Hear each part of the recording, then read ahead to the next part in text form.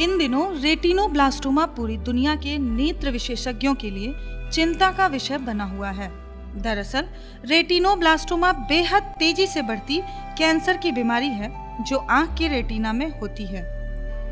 ये बीमारी ज्यादातर नवजात बच्चों में देखी जा रही है। हर साल पूरी दुनिया में करीब 1,60,000 बच्चे रेटिनोब्लास्टोमा की चपेट में आ रहे हैं। सबसे चिंता की बात यह है कि इनमें से 90% बच्चों की 3 साल की उम्र में मौत हो जाती है।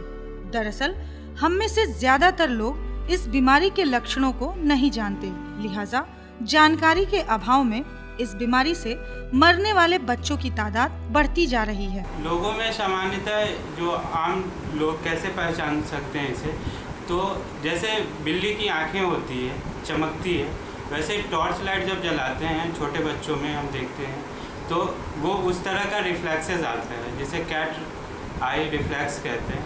और दूसरी बात ये है कि सफ़ेदी आ जाना, पुतली के भाग में सफ़ेदी आ जाता है।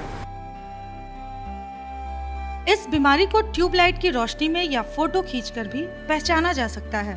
आंखों पर रोशनी पड़ते ही आंख के काले हिस्से में चमक के साथ सफेदी देखी जा सकती है। साथ ही आंखों का सफेद हिस्सा लाल पड़ जाता है और आंखों में भेंगापन भी आ जाता है।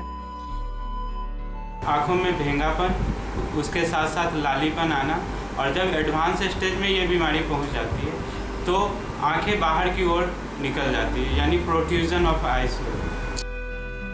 भारत में 1000 मामलों में से करीब 100 बच्चों की मौत हो जाती है।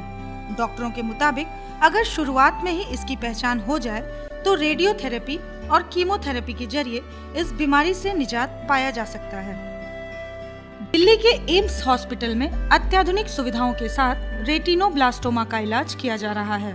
लिहाजा दिल्ली और उसके आसपास के राज्यों से तो मरीज यहाँ आते ही हैं, दूसरे देशों के मरीज भी यहाँ अपने बच्चों की इस बीमारी के लिए पहुँच रहे हैं। नन्ही आंखों के नन्हे सपने, लेकिन इन सपनों पर नजर लग रही है रेटिनोब्लास्टोमा की। आज जरूरत है कि हम इस बीमारी को पहचानें और अपने बच्चों के भविष्य को सुरक्षित करें। कैमरा पर्सन हिमांशु शाही के साथ मैं रुचि उपाध्याय, जिम्सी न्यूज़, एम्स दिल्ली।